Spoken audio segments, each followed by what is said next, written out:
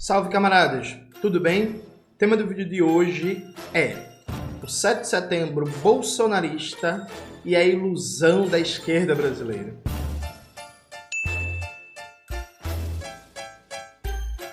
Antes de começar propriamente o tema do vídeo do canal, quero muito agradecer a você que ajuda a manter e melhorar nosso canal a partir do Apoia-se. Seu apoio é fundamental para a gente continuar o nosso trabalho. Note, eu estava no 7 de setembro em Vitória, no Espírito Santo, fazendo atividade com os camaradas do PCBR.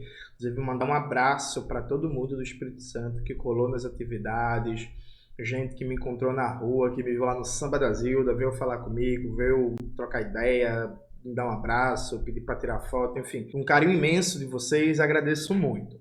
Teve, mais um ato do 7 de setembro bolsonarista. Eu tenho várias considerações para fazer sobre isso. Vamos fazer a primeira consideração, que é como é que nasce uma tradição, né, gente? Quando se estabeleceu o 1º de maio, que seria a data da classe trabalhadora, ninguém tinha certeza se isso ia durar por 50, 60, 70 anos. Do mesmo jeito, quando se definiu que o 20 de novembro seria a data da Consciência Negra no Brasil, ninguém tinha certeza se a data ia vingar e se ia virar uma tradição. As tradições, elas nascem sem que seus protagonistas históricos tenham certeza se ela vai vingar ou não, né? Uma tradição, ela é construída no cotidiano, no imediato, nas lutas conjunturais, e quando você olha retrospectivamente, você percebe que uma tradição se estabeleceu, às vezes de maneira muito sólida. O bolsonarismo está conseguindo estabelecer uma tradição, ele está conseguindo capturar o 7 de setembro. O 7 de setembro está virando uma marca tradicional de atos de rua da extrema-direita. Isso é fundamentalmente muito perigoso. Veja, é o 3º ano seguido que eles conseguem fazer um 7 de setembro relevante, maior que o da esquerda, em vários locais do Brasil. E aí, claro, eles conseguem fazer um maior também porque se confunde ali com os desfiles, as atividades oficiais, de caráter muito militar, como sempre foi o 7 de setembro, mas fato concreto é que os bolsonaristas estão conseguindo estabelecer uma tradição de atos de rua em toda a data. Do mesmo jeito que as esquerdas tem o 8 de março, tem o 20 de novembro, tem o 1º de maio, os bolsonaristas estão conseguindo estabelecer uma tradição. E aí, isso é muito preocupante, sabe? Muito preocupante, porque isso mostra essa tendência de longo prazo que está colocado na política brasileira desde 2015, que é a extrema-direita ter uma presença de rua, ter uma política de rua mais forte do que todos os espectros da mal chamada esquerda brasileira, né? Vamos lembrar que em 2021 e 2022 teve um terrorismo, um pânico desesperado em que grandes teóricos da política brasileira, como Tico Santa Cruz, prometiam que a gente não deveria ir para as ruas no 7 de setembro, senão ia ter morte, ia ter guerra civil, ia ter sangue derramado nas ruas, em que várias pessoas desmobilizaram os atos, do Gritos Excluídos. E o bolsonarismo vem conseguindo consolidar esse lugar. Acho que essa é a primeira coisa. Muito, muito, muito perigosa. Em paralelo ao fato do bolsonarismo vem conseguindo consolidar uma data que marca atos de rua, atos de massa deles, vários atos nossos vêm morgando, vem simplesmente aos poucos deixando de ser atividades marcantes de rua. 1º de maio e o 20 de novembro, por exemplo, estão cada dia mais esvaziados, Assim, vamos lá, gente. Vamos lá, em vários estados, o 1º de maio e o 20 de novembro está cada dia mais esvaziado e tudo constante, sem nenhuma mudança na conjuntura, tende a, nos próximos anos, até deixar de ser uma data marcada por atividades, por ações de rua. Vamos lembrar o que foi o 1º de maio, esse ano, que não deu ninguém, o famoso deu ninguém. E vamos lembrar o que foi o 20 de novembro do ano passado. Eu acho que, inclusive, a única data que a gente vem conseguindo realmente estabelecer um ato de massas, um ato significativo. O que é que eu chamo de um ato significativo? Em Recife, capital de Pernambuco, minha cidade, eu chamo de ato significativo qualquer ato que puxe mais de 2.000 pessoas para a rua. Acima de 2.000 pessoas, significativo. Abaixo de 2.000 pessoas, gente, com todo respeito, assim, é um negócio irrelevante, que só foi militante e olhe lá, O famoso não deu ninguém, sabe? Esse é o primeiro ponto. Aí, o segundo ponto é que vem um delírio da setorista esquerda brasileira, que é todo ato bolsonarista dizer que o ato flopou. Flopou, deu ninguém, flopou, deu ninguém. E aí, gente, tem uma coisa curiosa, que é, veja, o bolsonarismo, ele faz o que todo mundo faz quando vai organizar ato de rua e o que a gente né, sentido largo, amplo, de esquerda brasileira já fez, que é, você cria expectativa, você infla números, você promete um ato fantástico e tal, para motivar as pessoas, para criar um clima de caralho, agora vai, não sei o que, e por aí vai. Veja, isso é normal, a gente já fez isso quando a gente organizava atos de rua com frequência, percebe? Ah não, o bolsonarismo prometia 100 mil pessoas, 200 mil pessoas e não deu, então flopou. Veja, os cálculos cálculos da USP, né? Falam que na Avenida Paulista teve entre 40 e 50 mil pessoas. Os mesmos números da USP indicam que foi um ato que teve tendencialmente um caráter muito mais de classe média, foi bem menos popular, bem menos massificado que outros atos da extrema-direita. Eu recomendo muito que todo mundo leia o texto do camarada Gilberto Maringoni, Bolsonarismo ainda mostra força em São Paulo, publicado pela revista Fórum. Coloca aí, Maxwell, na tela e deixa um tempinho, por favor, para a galera gravar bem o título. O Gilberto Maringoni é bem preciso. Veja, foi um ato enfraquecido no sentido de que a expectativa do bolsonarismo era, frente às denúncias contra Alexandre de Moraes das últimas semanas, frente à suspensão do Twitter, frente aos ataques de Elon Musk contra Alexandre de Moraes e toda a barulheira que foi a suspensão do Twitter, se criou todo um clima político prévio que a expectativa era de um ato muito grande, dado toda a barulheira que se fez previamente ao ato. Nesse sentido, e unicamente nesse sentido, posso dizer que a expectativa do bolsonarismo foi relativamente frustrada. Que, de fato, frente a tudo que aconteceu nas últimas semanas, a expectativa deles era de um ato muito maior. Não foi, perfeito? Mas, quando você vai medir a força de um ato, a força de uma ação de rua, essa medição sempre é relativa a outro campo político, né? Então, um ato político, você mede ele de acordo com a capacidade que você tem de mostrar força frente a outro campo político e a capacidade que você tem de mostrar força frente a um objetivo. Qual é o outro campo político? Vamos usar de novo uma definição larga, ampla de esquerdas. Então, nesse sentido, o ato foi um sucesso. E aí, gente, vamos parar de se iludir. A galera de esquerda, até gente que eu respeito, porque, sabe, entrou nessa.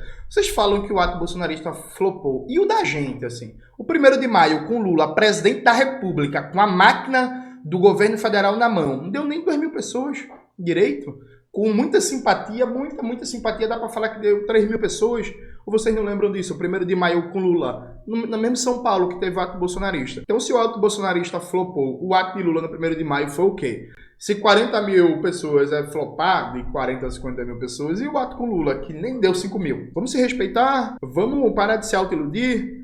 Vamos parar de se auto-enganar? Faz pouco tempo, o Guilherme Boulos chamou um ato de campanha na Praça Roosevelt e faz pouco tempo também o Lula esteve com o Guilherme Boulos no Campo Limpo, né, também num ato de campanha. No ato do Lula com o Guilherme Boulos no Campo Limpo, não deu nem 3 mil pessoas e no ato de campanha do Boulos na Praça Roosevelt, deu mais ou menos 2 mil pessoas, no máximo. Então veja, gente, se vocês pegam só São Paulo como palco, você compara o 1º de maio, o ato de campanha do Lula com o Guilherme Boulos, né? E aí, Lula, Guilherme Boulos, Marta, candidata a vereador, não sei o quê.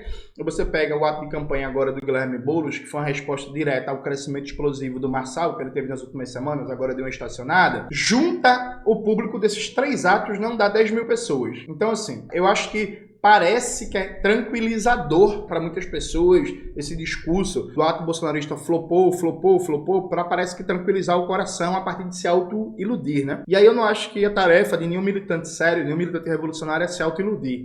É analisar a conjuntura com frieza, com seriedade, para aí tirar o marco de atuação política.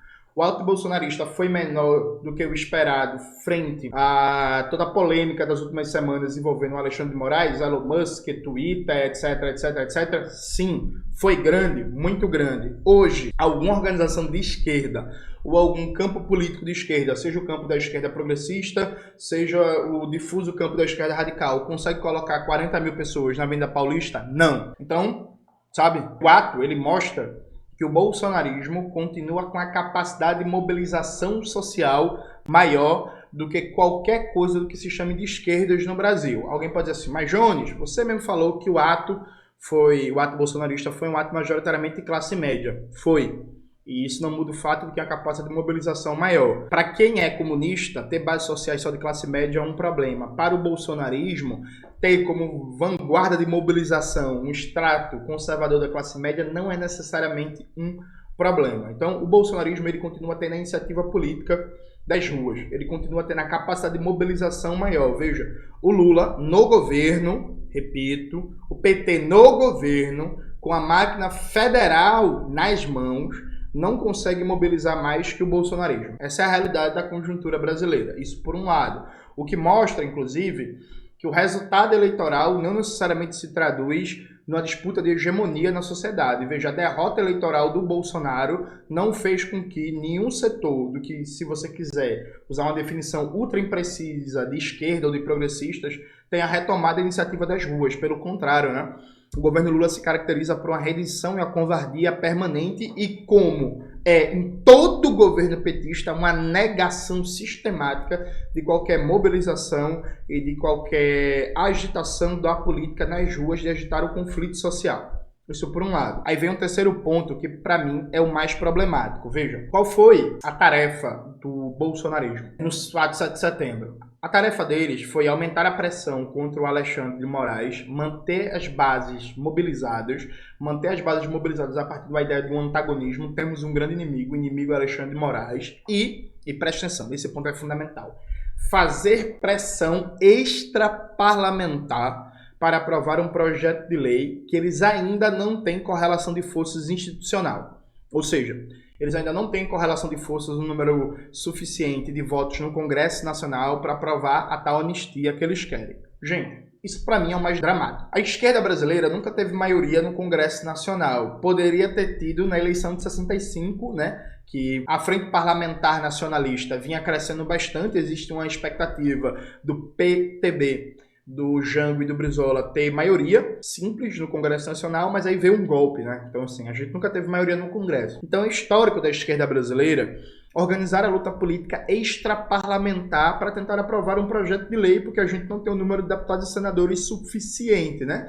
Então, você agitar protestos, passeata, abaixo-assinado, pressão em parlamentares, panfletagem, matérias em jornal, campanhas e por aí vai. Veja, a gente sempre fez pressão extraparlamentar para influenciar os rumos do parlamento e conseguir aprovar projetos de lei que a gente considera importante. Hoje, na esquerda brasileira, não há nenhum movimento de rua significativo buscando fazer pressão parlamentar para aprovar projetos de lei no interesse da classe trabalhadora, com exceção, quem sabe, talvez, do movimento VAT, embora a apresentação da PEC do VAT, enfim, tem várias questões que eu não vou debater aqui, não é o momento agora, mas foi muito mais apresentar uma PEC do que articular um movimento de rua com a pressão institucional, né? Mas enfim, tirando talvez o movimento VAT com essa questão da PEC, nada,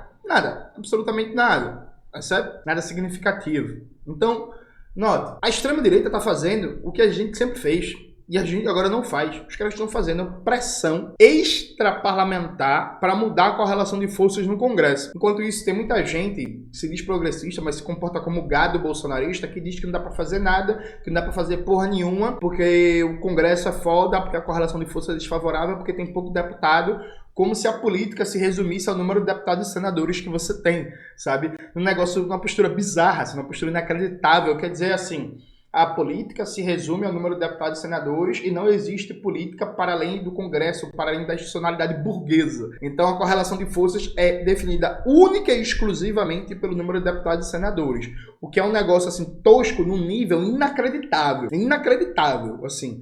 Nem o mais rebaixado social-democrata, nem o mais rebaixado reformista no Brasil nos anos 50, 60, 70, 80 defendia isso, que a política se resume ao número de deputados e senadores. Inclusive, se você leva esse critério a sério, a história brasileira é injustificável, né? Porque, sei lá, por que o FHC não privatizou, por exemplo, a Petrobras? Não conseguiu privatizar o Banco do Brasil? Não conseguiu privatizar a Caixa, não conseguiu acabar com as universidades públicas, não conseguiu acabar com o SUS. Porque no governo FHC, em média, teve mais terra destinada para a reforma agrária do que nos governos petistas. O FHC tinha maioria folgada no Congresso, né, na coalizão PSDB, PFL e PMDB, e teoricamente, por esse critériozinho tosco, ele deveria ter conseguido aprovar todos os ataques que ele quisesse, e, por exemplo, o MST não deveria ter conseguido arrancar tantas terras para reforma agrária e tantas políticas públicas no governo FHC, né? Mas é isso, tem gente que se diz de esquerda, mas adotou um tipo de análise tosca que é inacreditável, assim, surreal.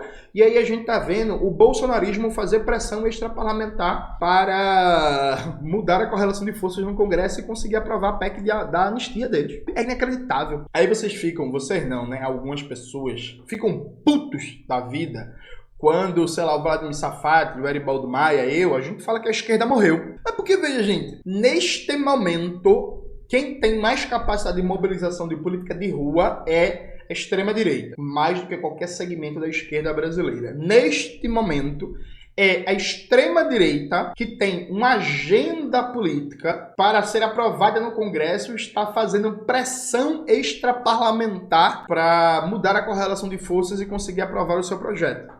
Vocês entendem isso? Em paralelo a isso, a grande agenda do governo Lula na área econômica é fazer um ataque sistemático aos benefícios sociais, destroçar o BPC, atacar idosos e pessoas com deficiência, dizendo que está apenas combatendo fraude, mentindo para a maioria do povo brasileiro e boa parte da militância acreditando nessa mentira canalha, safada, né? Inclusive eu fiz vídeo no canal mostrando como isso é mentira. Bota aí na tela, Maxwell. Então veja, gente, o 7 de setembro, ele mostra uma tendência muito perigosa, sabe?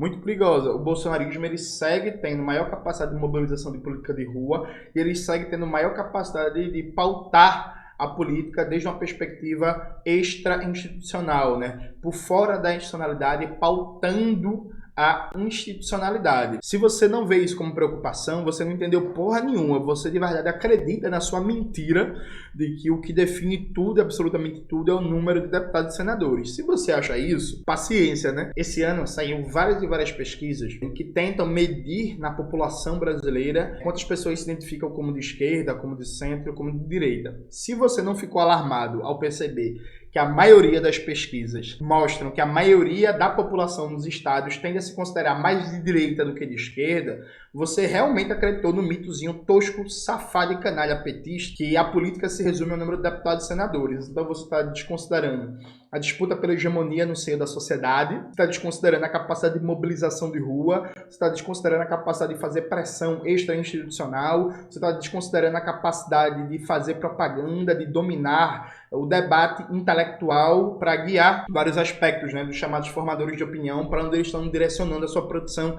de ideias, né? Então, com essa visão de política tosca, ó, meus parabéns, em 2026 a derrota está certa. E pode até não ser uma derrota eleitoral, mas aprofundar ainda mais uma derrota política. Então é muito preocupante. É muito preocupante, inclusive, porque o grito dos excluídos é menor a cada dia, né, gente? Esse ano, por exemplo, o grito dos excluídos em vários estados, e eu peguei o repasse, evidentemente, enquanto militante em Pernambuco, como foi em Pernambuco, e eu vi com meus próprios olhos como foi em Vitória. Eu não acho que seja meu papel fazer um debate público aqui sobre os problemas de organização do grito dos excluídos, sobre o número de pessoas e tal, mas é importante pontuar que é um ato que vem diminuindo a cada dia. Então a gente está perdendo uma tradição de 30 anos de ter capacidade de mobilização de massas no 7 de setembro. Isso está virando uma tradição de atos de massa bolsonaristas. O bolsonarismo continua tendo a iniciativa da política de ruas e o bolsonarismo tem mais iniciativa do que qualquer coisa que se chame de esquerdas quando você está pensando em termos de pressão política extraparlamentar para influenciar a dinâmica de correlação de forças no Congresso Nacional. De verdade, assim, gente, do fundo do coração, se você não vê isso como preocupante, você tá meio perdido no mundo, sabe? Porque a esfera eleitoral não é que ela reflete de maneira fiel, dado que é uma dinâmica própria na esfera eleitoral e há vários elementos que a gente poderia analisar, peso do poder econômico, das máquinas partidárias, do uso de estruturas para reeleição, etc, etc, etc.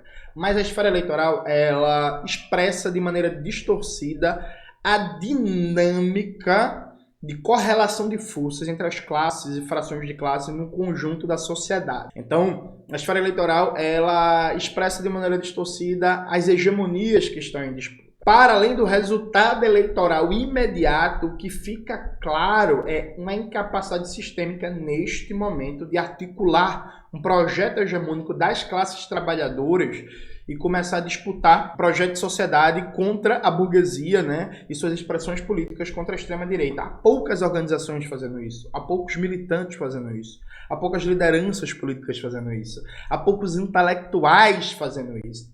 E das lideranças políticas, parlamentares que o fazem, é impressionante o nível de falta de solidariedade e de abandono, né? Glauber Braga está ameaçado de perder o mandato. Amanhã eu vou lançar um vídeo sobre isso, comentando como o partido dele, figuras públicas, artistas, intelectuais, a falta de solidariedade pro Glauber, né? Tipo assim, vocês pensam um absurdo que pode ser que o Glauber perca mandatos sem ter nada.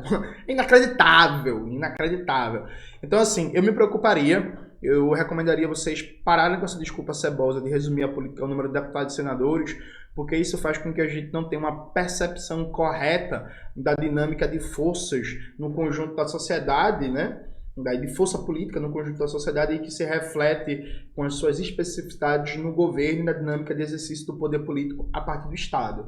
A gente não está bem e ficar tirando onda dizendo que os atos bolsonaristas floparam é uma forma bem fofa, né, de se auto-enganar e que esconde o problema central, que é a incapacidade sistemática do mal chamado campo progressista e da mal chamada esquerda radical, neste momento, de conseguir pautar uma mobilização de massas. Algumas pessoas, felizmente, algumas poucas organizações, pelo menos entenderam esse problema e estão lutando para pelo menos superá-lo. É o caso da minha organização, meu caso enquanto militante, enquanto dirigente partidário. Mas tem gente que nem sequer o problema assumiu ainda, né? Acha que tá tudo bem. Ah, flopou, deu ninguém, eita. Eles falaram que ia ter 200 mil pessoas, só teve 50 mil, hahaha, se fuderam. Isso é auto-engano, viu, gente? E auto-engano nunca levou ninguém à vitória. É isso, galera. Espero que vocês tenham gostado do vídeo hoje do canal. Não se esqueça de se inscrever no canal, ativar o sininho, curtir esse vídeo, compartilhar e tudo isso que vocês já sabem. Não esquece também de entrar no nosso grupo no Zap, nossa lista de transmissão no Zap, onde lá tem todo o conteúdo que a gente produz e recomenda. O link tá na descrição, não é nos comentários, gente, é na descrição do vídeo. Entra lá e espero vocês. Beijos e até a próxima.